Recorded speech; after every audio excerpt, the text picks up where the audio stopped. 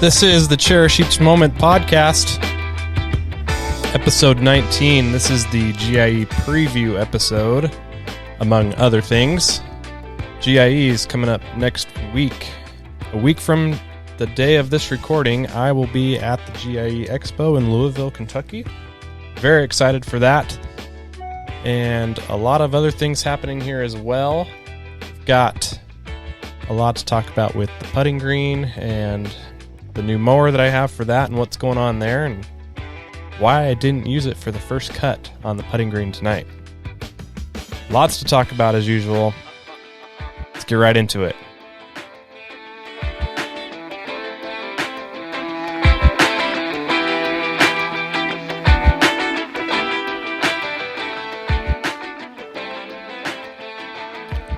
All right. Welcome to the Cherish Each Moment podcast. My name's Jimmy Lewis, and on this podcast, I just take some time to ramble and talk about all the things that are going on over here and just give you a little bit more context and talk about a few more things and what's going on in my yard and in the lawn care world, things I see online. For example, today I saw, and I think the news broke yesterday or the day before. Sometime this week, the news broke about California and how they are mandating a cease or an ending of gas-powered lawn equipment for homeowners. I think commercial companies can still use gas-powered equipment, which makes sense. But for homeowners, they're calling it quits. You need to move to electric, and you need to do it by, 2030, 2035, something like that. So that'll be interesting to see. There's a lot of good and decent electric lawn care products on the market right now. There's a lot of good products from Ego, a lot of good products from Toro. I am still under the impression that, and this is specifically towards electric lawnmowers, they just don't have an equivalent amount of power compared to their gas counterparts. It's just not there yet. Hopefully, in the next 10 years, when this new change goes into effect in California, and I'm sure and by then it will happen in other states as well in the country, by the time this goes into effect, I'm really hoping that the power and the battery life and all of that will have improved exponentially by then, so that it's pretty much the same thing.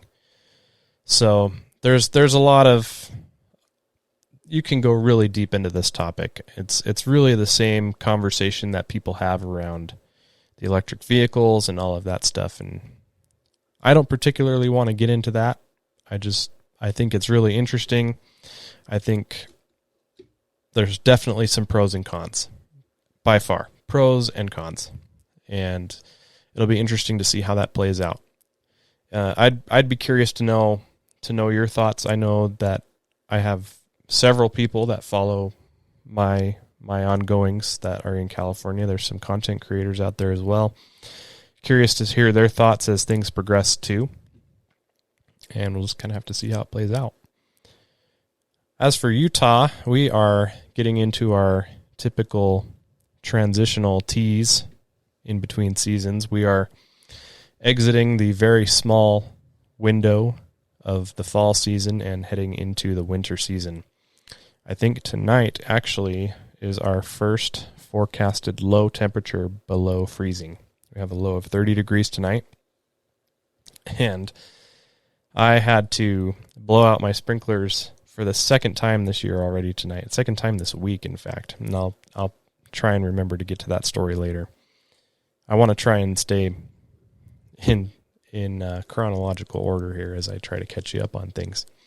But it is starting to get colder. We went from temperatures in the 70s and high 60s or so, and now we're down in the 40s this week.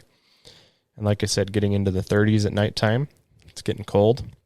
We've had some some rainstorms come through. We've gotten about 3/4 inch of rain in the last week, which is really nice. That makes it that much easier to turn the sprinklers off. And of course, freezing overnight temperatures are pretty convincing as well. So, that being said, next week we'll be back up into the 60s, and that pretty much defines the teasing transition between seasons. And for all my northern friends, those in northern Utah and Idaho, where else did I see snow? Idaho for sure. Northern Utah got 10 inches plus of snow already, and it's not even officially middle of October. So hopefully that's a good sign. There are snow in the mountains. The mountains that I can see from my backyard and from my house, those all have snow on it. So hopefully that's a good sign that we're going to get a lot of snow this year and have a really good snowpack and not have to worry so much about water and conservation and all that stuff that we've been dealing with this year. Hopefully we'll be able to replenish well and have some good years ahead, including this one with good snow and good moisture accumulation. So, yep, the sprinklers are off. I blew them out officially Monday night. Tonight, this is Wednesday, October 13th that I'm recording this, so Monday night. I blew out my sprinklers for the first time and went smooth. If you haven't seen my video, I did make a video on how I do that. And I know that a lot of people have different setups with their sprinklers and their irrigation, but for anyone that has a secondary supply that comes from the city, especially my Utah friends, pretty much everywhere here is a secondary supply, and you need to shut that off. Some cities shut it off for you, even if your line is open where the water comes in from the city. They'll cut you off on a certain date, and that just depends on where you live. The city that I live in, and I've talked about this many times before, it's the same supply that feeds the fire hydrants here, so it's never shut off. So we have the responsibility of cutting off the line, cutting off the flow into our system, and blowing out the lines as well. So I took care of that, and I did it again tonight. And I'll talk about that soon. I was able to, since the last episode, dethatch the backyard. That video's been doing really well, and I've gotten a lot of positive feedback from that one. And really cool just to kind of have a successful video from the advice of a viewer, which is just awesome. Someone commented on a video, one of my dethatching videos. I've done several now.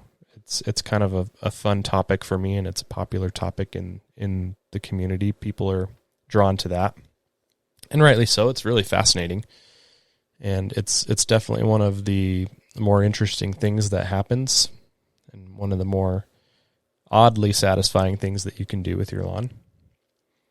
Somebody commented that the username was SW. They reached out to me and asked if it would be possible to collect the thatch with one of those lawn sweepers, like the leaf sweepers that you can get from Home Depot and other places. And I thought that was a pretty interesting idea, and something that I thought, well, I might try that, because I was planning on dethatching the backyard. And my dad has one of those lawn sweepers, and he uses it to collect the leaves that fall off the tree in his backyard.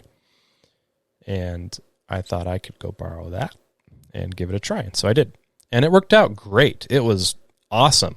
I wish I would have more of a fresh reaction and review of this for you for this podcast. But if you haven't seen the video, you have to go check that out.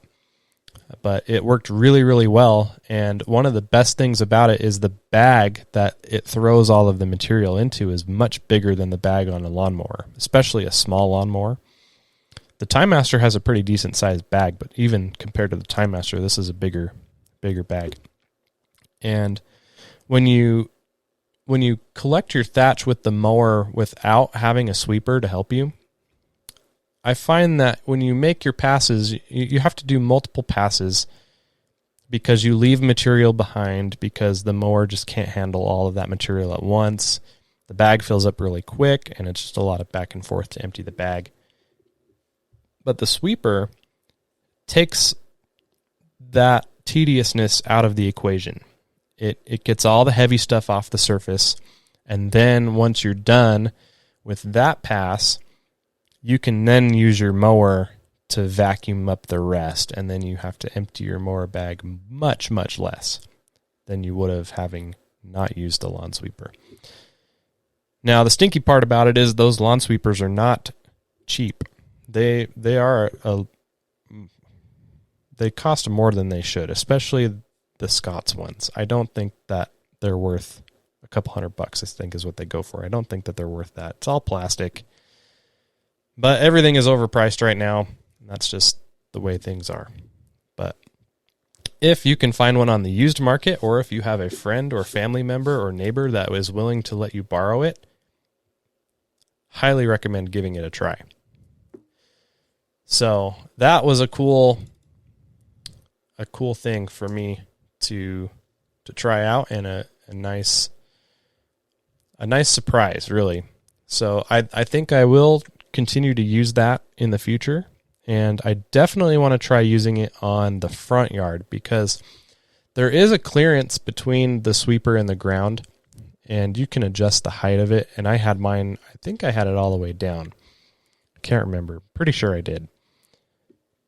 I want to try it on the front yard to see how it does on the shortcut grass, and see if there's any way I can make it effective on the front yard. So we'll see. But definitely worth a try, for sure. Awesome. The putting green, due for an update here as well. I was working on the putting green tonight, actually. Mowed it for the first time tonight. Very exciting. I literally giggled after I finished my first pass because the stripes looked so cool. And I only mowed it at 1 inch. But I needed to mow it so bad. It was just driving me crazy. I added another mower to the fleet. I picked up a mower over the last, I think it was last week I picked it up, and I've been trying to figure out what's going to happen with it. And there's probably going to be some content around this coming out, because I need to just kind of share the story. That's the whole point of my channel, is to share the story, and there's a story here. So I picked up a John Deere 180B, and I'm very excited to have it. I'm very excited about the idea of it. This is Brett Goodyear's old mower. He passed it on to John Perry before he moved to Florida, and John Perry passed it on to me last week. And John hasn't used this mower in 2 years. He has been renovating his backyard, and it's turning out really, really nice. And with his putting green, he's actually using a Hudson Star manual push reel mower. It's super cool. I'd be really interested in trying one out. I think it'd be perfect for my situation and my putting green. It's like half the size of his. And yeah, I think it'd be awesome to try. I dabbled with his a little bit at his place when I picked up the John Deere, and it's really well made. These things are solid, and definitely not the same as the cheap $100, $200 Scott's reel mower that you're going to get at Home Depot, or a Sunjoe one like I have that you get off of Amazon. It doesn't even compare. It's a whole nother ballpark for quality, and yeah, it's nice. So excited to learn more about that and see what those are all about, and John and I are talking about that pretty regularly. But he passed on this John Deere to me. It hasn't been used in a couple years. It does need some work. It was missing the bail handle, the one that you squeeze against the main handle. I replaced that, and it was needing belt replacements because the belts were ripped, and I replaced those. In that process, I've learned that it is leaking oil. I put some oil in it. I drained out the existing oil, put new oil in, and the next morning there was a puddle of oil on the floor. So that wasn't good. So I think I could tell where it was coming from. I just don't know how to fix it because it's coming from a seal within the engine, within the motor. There is one of the blades. It's an 11-blade reel. One of the blades is coming into contact with the bed knife. It needs to be grinded down. The bed knife has chips in it and needs to be replaced. So it needs some work. The primary focus right now is the motor and getting the motor to work. After I replace the belts also, I have found that something isn't right, and I can't push the mower manually. Yes, the parking brake is off. And yes, that has happened to me before. Why isn't it moving? Why does it smell like smoke when I engage it? It's because I left the parking brake on, like an idiot. That happened the first time I used the Greensmaster. So I made sure that all of my bases were covered there. I don't know what's hanging it up here, so I decided to take it to the dealer. It is at the local John Deere dealer. It's really close. It's like 10 minutes away from my house, which is really convenient. The only bummer is that they don't sharpen at the dealer. They just don't do it. So that gives me a drive about a half an hour away from my house, half an hour north, to go get that taken care of. But before I get the reel and the bed knife taken care of, I want to make sure that it's not going to cost me a fortune to fix whatever's wrong with the motor. So the plan for now is I took it in, and they're gonna take a look at it and give me a punch list and a quote. And from there, I'll be able to decide if it's worth fixing or if I should find another option for a mower for the putting green. So fingers crossed that it's not going to cost a fortune and that we'll be able to continue to keep this mower on YouTube. Kind of funny how that's all worked out. I actually had a chance to use this mower 2 years ago, maybe 3 years ago now. The first time I ever went to Brett's house. And there is a video of this on YouTube on my channel, and he put a video on his channel too. I went over to his house, and it was to try out reel mowing for the first time, and he had the John Deere, this exact same 180B, and he had a Toro Greensmaster 1000 there, and I was just so set on the Toro. Eyes locked in on the Toro. Didn't matter what else he had on the garage. And I just didn't have any interest in the John Deere. He offered to have me try it out, and I just, nope, didn't want to do it. So kind of funny how it just kind of came full circle, and now it's in my possession, and hopefully I'll get a chance to use it. I definitely need it. I need a mower back there. I'm going to share my experience mowing the putting green for the first time. I didn't use the John Deere tonight, but I'll talk about that in a minute. But the putting green is coming along. It's coming along. I've started to work on the collar around the outside, and I've got that done. I took the height down, and this is just bluegrass. I took the height down to 1 inch, and I got that done tonight. Over this past weekend, I started on it, and I just did the same thing I did in the front yard when I took the height of my front yard down. And I used the Time Master for that and just kind of side discharged so nothing got clogged up underneath the deck, and just stepped down. The backyard is cut on setting D, which I think is 2.75 inches. I took it down to F, and that put me at 2 inches, something like that. I can't remember these numbers. I always screw them up. But I worked my way all the way down to G, the lowest setting tonight, and I made 2 laps. The width of the collar is about 45 inches or so. So maybe 3.5 feet. And it looks great. It's scalped and it'll recover over time, but it looks great. And it's a pretty massive transition between the main backyard, the normal backyard, and the collar or the fringe, whatever you want to call it. It goes from almost 3 inches to 1 inch. And so there's enough room there now where if I want to chip off of that collar onto the putting green, I have room to do that, which is fun. And I might even extend it out somewhere and have a little apron. There's tons of possibilities back there. I'm starting to have a lot of ideas come to mind. And some will be some projects if they ever happen. But I've got some cool ideas. If you guys have any ideas, let me know. Shoot me an email, and I'd love to hear them.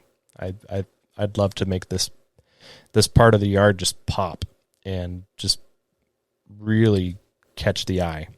We've got some other plans for the backyard too. We recently picked up a swing set. We're going to surprise the kids with a swing set for Christmas. Don't tell them. But there will be a swing set in the backyard next year. That's going to be just beyond the trampoline. And I think I'm going to keep grass there and see how it goes. And if for whatever reason it becomes too much of a pain in the butt to maintain or whatever, then we'll change up the landscape and just kind of zone it off for the play area. Do what we got to do. But that's exciting. So a lot of things changing in the backyard. Backyard's starting to finally get some character and take shape, and I'm excited to see how it all pans out. But the collar is done. The collar is mowed down to 1 inch. Like I said, I took it all the way down on the Time Master. And this is the first time I've really tried the Time Master all the way down, and I've learned that it's doable as long as the area is smooth and flat. If it's not smooth and flat, then it kind of gets hung up. And that happened to me a couple times.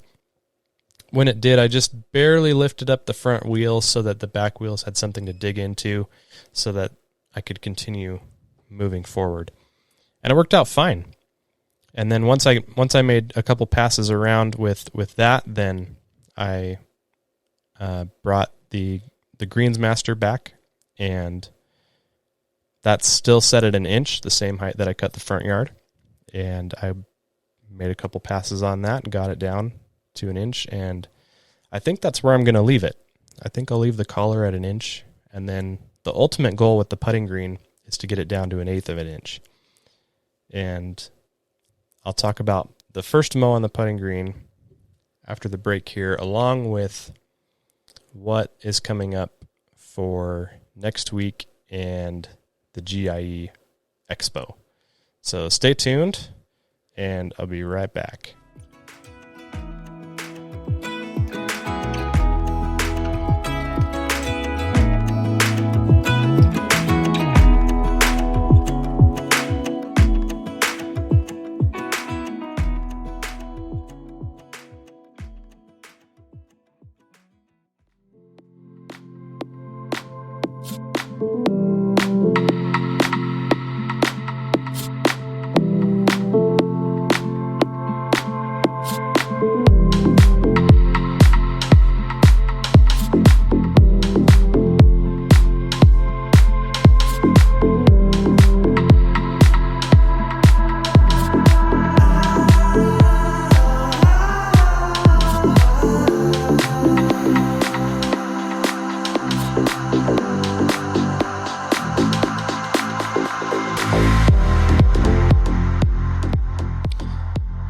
So before we get into the GIE preview and the story of the first mow on the putting green, I just want to take a couple minutes and talk about some lessons that I've learned recently. I put up a video last week about how I rinse out my sprayers, either the Ortho Dial-In spray or the backpack sprayer that I have. And the video, I was really excited for this video. I haven't seen a whole lot of content on this. I was looking forward to this video. But I didn't realize that I had made a mistake until I started just getting piles of comments about rinsing my backpack sprayer at the end of my driveway into the street. Just things that you don't really occur to you unless sometimes other people point them out. And so I just want to speak to that and just let you know that I am constantly learning things, and I have never ever claimed to be a professional, and I realize that by sharing the things that I do around my yard, and letting you into my life, I'm exposing myself in that way. And sometimes people just don't know or don't understand or don't realize what they're doing, and that was really the case for me. But I just want to say that I've done my best to address it, and I want you to know that that was honest and real, and a really humbling learning experience for me. And I also want to say that I spend a lot of time and effort, and a lot of thought goes into making sure that the things that I share with you are honest and real. I'm not trying to fake anything. I'm not trying to be someone that I'm not. I'm trying to be as genuine as possible. And because of that, and this has been evidenced several times over the course of my tenure here making videos, I'm not perfect. And I would bet all that I have that you're not either, and nobody is. Nobody's perfect. We all make mistakes. But I think it's important to understand that the way that we call somebody out for their mistakes is important too, and you can learn a lot about somebody that way. Some of the comments people made on that video, that original video, it's not up anymore, so you can't go find them even if you wanted to, and unless you were quick and took a screenshot. But some of these comments were just so disappointing. Some people just, I don't understand. Just mean. Let people learn. It's okay. There's worse things going on in the world right now. It's just grass. But, mistakes happen, and we learn from them. We move on. And that's what I intend to do. But before I put a lid on this topic, or to put a lid on this topic, I just want to say that I do plan to be more sensitive to where I rinse my sprayers out. If anything, the end of the driveway has just always been convenient for me, especially since I got the hose link hose reel. It's too easy to just pull the hose out there and pull it back. But I am considering other areas around my yard that I can do that are easily accessible and where it makes sense to do so. And the only time I really need to worry about doing that is when I apply herbicides or insecticides, any of those sides products, which isn't very often. I spot spray weeds maybe once a month, and if I have any left over, my next door neighbor has a bunch of weeds, and I've been working on those for him, and he's been happy about that, it seems. And I get rid of all the excess that way, and then I have,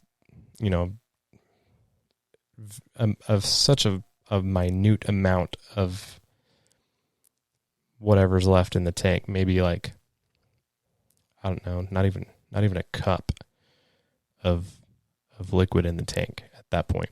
But I will find a place. I'm going to think about that over the winter. I'm not planning on spraying any of that stuff the rest of the year. And then obviously the biostimulants and stuff like that I can just throw on the lawn. It needs to go there anyway. Or on a nearby plant or tree, bush, flowers, whatever. But yeah, I just wanted to speak to that really quick. Good learning experience. It's not going to stop me from making videos or doing that. Well, it's going to stop me from making that mistake, but it's not going to stop me from making videos or anything like that. I'm here to learn, and I'm here to share what I learn, and this is part of it.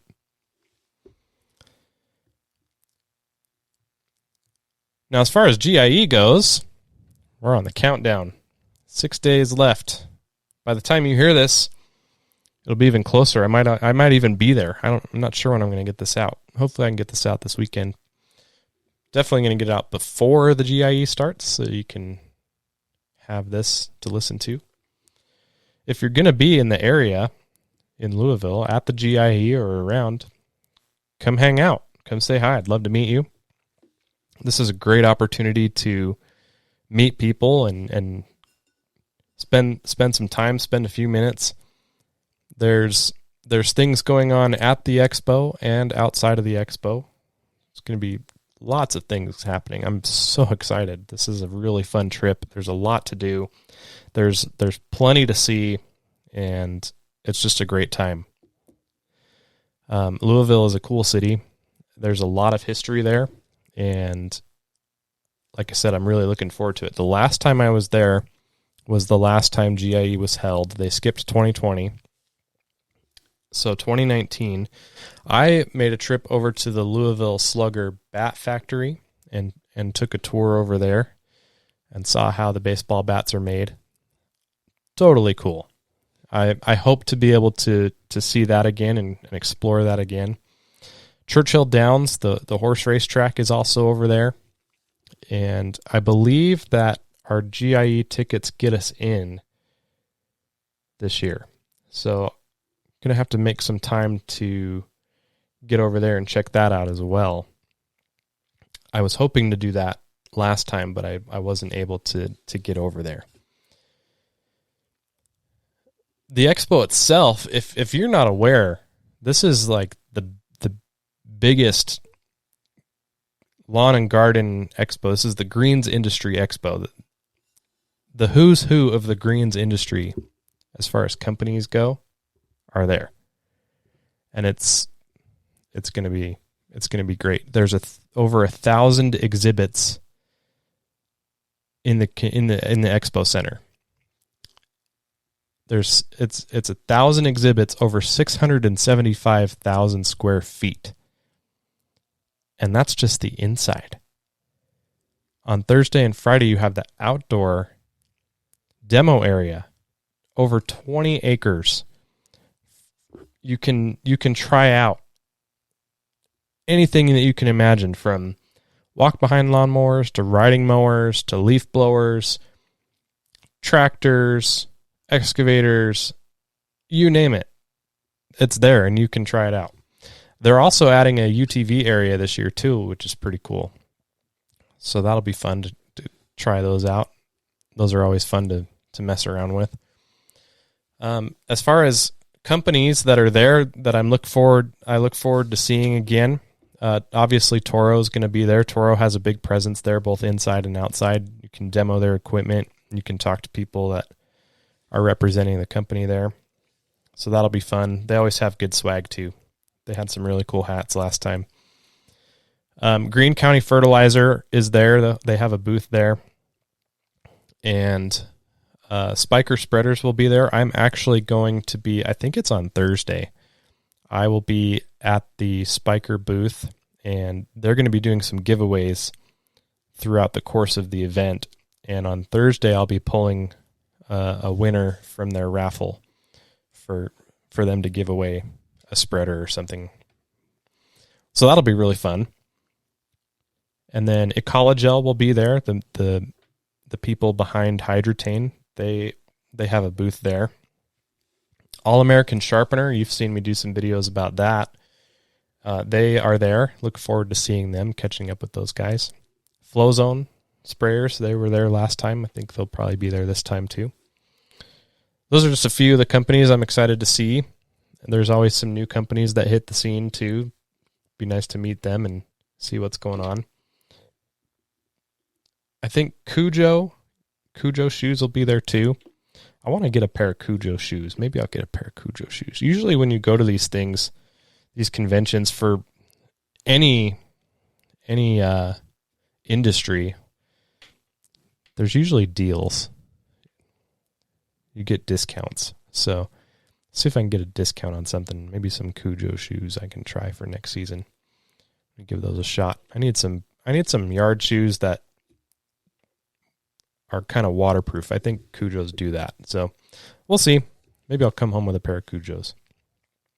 As far as things happening off-site, there's some fun things that are going to happen. Yard Mastery is hosting a DIY creators meetup. I believe it's just for creators. I'm not sure. I'll have to look at my agenda here and see. But that is going to be fun. We're going to be throwing axes. And it sounds like,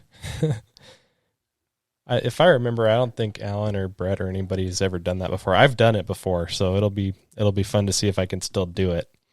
It takes a little while to figure out if you've never thrown an axe before. There's some technique involved in it, and for me, the goal is just to make the axe stick to the target. I don't care where it hits on the target, just make it stick. So we'll see how we do. I'm going to try and film whatever I can while I'm there and have kind of a little recap and get some content out of this. But we're going to have that meetup on Tuesday. That should be a lot of fun. Hang out with some people. And then on Wednesday or Thursday night. Is it Thursday night? Thursday night. There is another meetup happening at the local Dave & Buster's. We don't have Dave & Buster's out here. I don't think I've ever been to a Dave & Buster's, but they have them out there.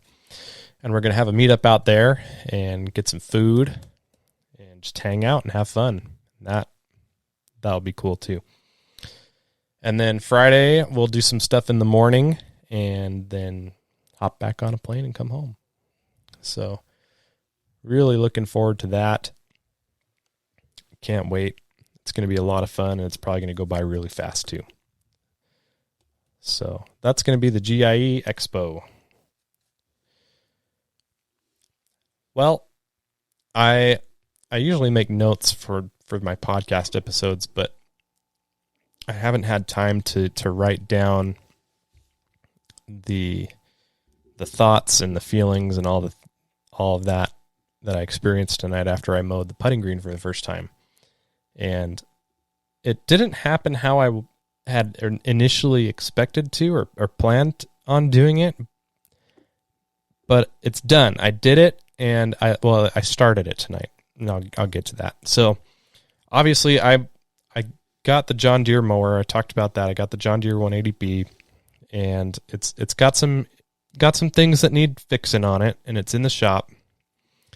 The bent grass is just growing crazy, and it needed to be cut really bad. And I need to start mowing it because I need it to spread and grow and fill in as much as possible before the end of the year.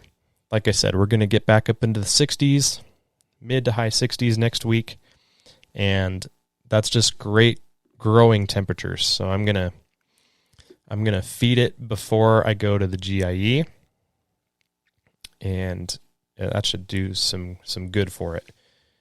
So it's my anxiety just really got to me tonight, and I was planning on working on the collar, which I did. I got the collar down to 1 inch, took it down with the Time Master, and then finished it off with the Greens Master.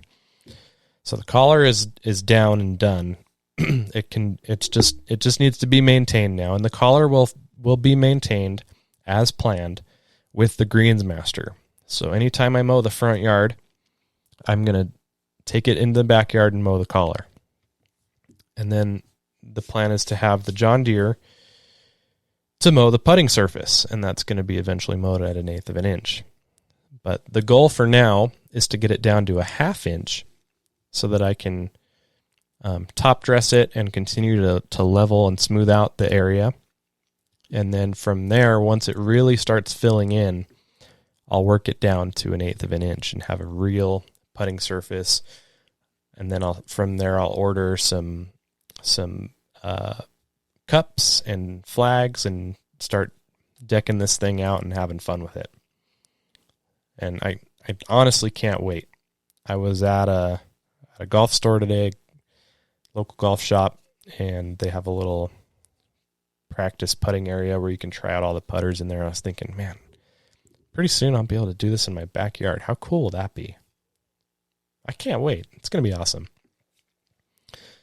So to curb my anxiety, I decided to mow the putting green for the first time tonight with the Greensmaster.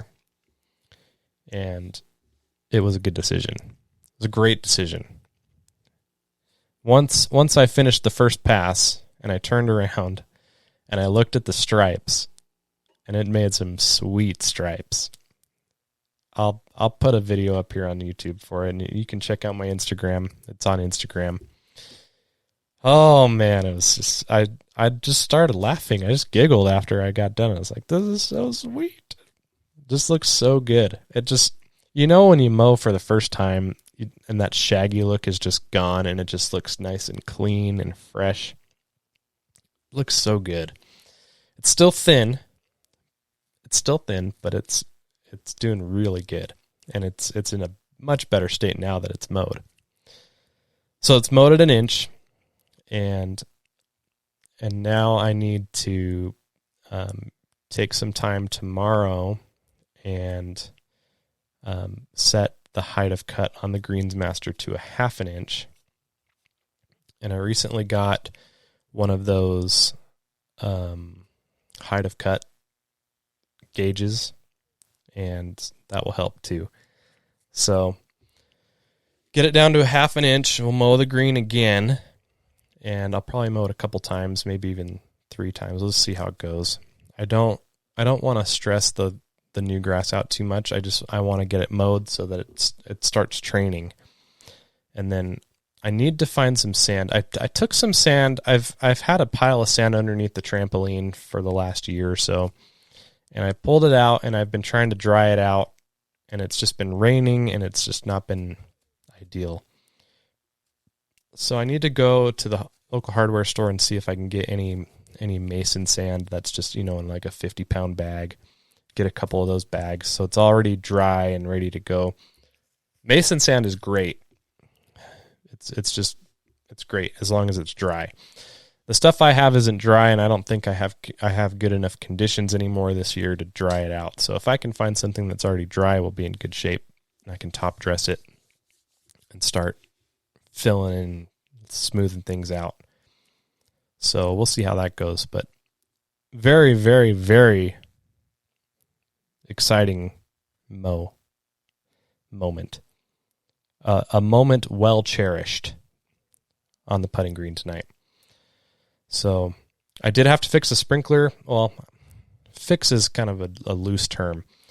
There's a sprinkler just on the border of the collar and the putting surface in the middle of the yard there. And it was up too high. It's on a riser. And I had to cut the riser in half to get it beneath the surface of the grass so that I can mow over it. And I had an issue with it. I had some dirt. Once I pulled it off of the elbow to cut the riser, some dirt got into the elbow, got into the pipe.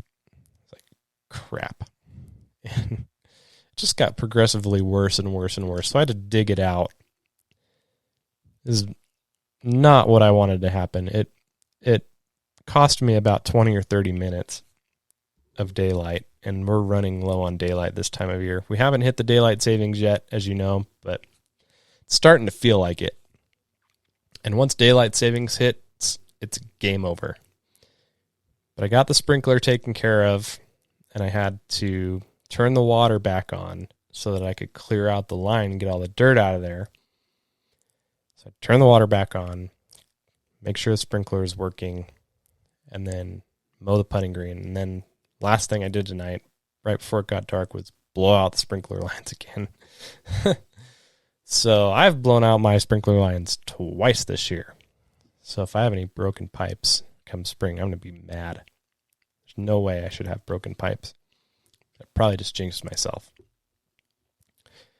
But we had a good mow, and that's what matters. We had a good mow. Had a good mow in the front yard too. Holy smokes. The grass is still green. If you're standing over it, you can tell that it's kind of starting to check out and go dormant a little bit, kind of. But for the most part, it's holding on really, really good. I hit it with Double Dark, the 1600 from Yard Mastery, about a week and a half ago, and it's good. I think it's helping me hold on a little longer. My goal is to have some sweet stripes on a green grass for Halloween. We'll see. Halloween is always hit and miss here. Sometimes we can do it. Sometimes it's snowing. You just never know. But we can try. And there's still time to try. So we'll see how it goes. But as far as what I'm looking forward to next, I've got a lot of editing to do. I've got a lot of content to put together and try and piece together, especially with this John Deere. I don't know how I'm going to do this. There's just been so much going on with me trying to fix stuff and taking it here and there and figuring it out. Might just come into one video where I just say, this is what happened and this is what's happening going forward. I might keep the John Deere, might have to get something else. Just depends. It would stink to have to put $500, $600, $700 into this John Deere mower when I can put a couple $100 more into a brand new mower, like say the Hudson mower John has. Wouldn't take much more money to get a brand new one like that. So I don't know. It's an interesting decision. It's an interesting dilemma. I'm not looking forward to having to make that decision if it comes down to it. Just wait for the phone call and go from there. So stay tuned. See what happens. But I am looking forward to the GIE, and I'm also looking forward to things slowing down a little bit. I feel like it's a good time to just kind of unwind from constantly running around producing content. There's a lot going on too at work with the Yard Mastery app. There's a lot of new features and things coming down the pipeline. There's a lot of updates coming. If you're not using the Yard Mastery app, I'll just give a quick shameless plug for it, since it is something that I'm working on now and pretty proud of what we're doing. There's a lot of new design changes that are happening to kind of clean things up and make it look a little more professional and presentable, and it's going to be a lot more interactive here pretty soon, and it should be a lot of fun. So we're going to be putting a lot of time and energy into that this off season so that it's ready to go with these new features and things that we want to roll out here for next season. So I'm looking forward to that. And then I am probably going to be changing up some things on the website too. That will be a winter project. And I should have a pretty special project coming up here over the winter too, and hopefully should be ready to go for spring. Hopefully that will come with a pretty exciting announcement if things work out the way it looks like they're going to work out. So lots of other things to stay tuned for as well. Already looking forward to next season, I'll tell you that.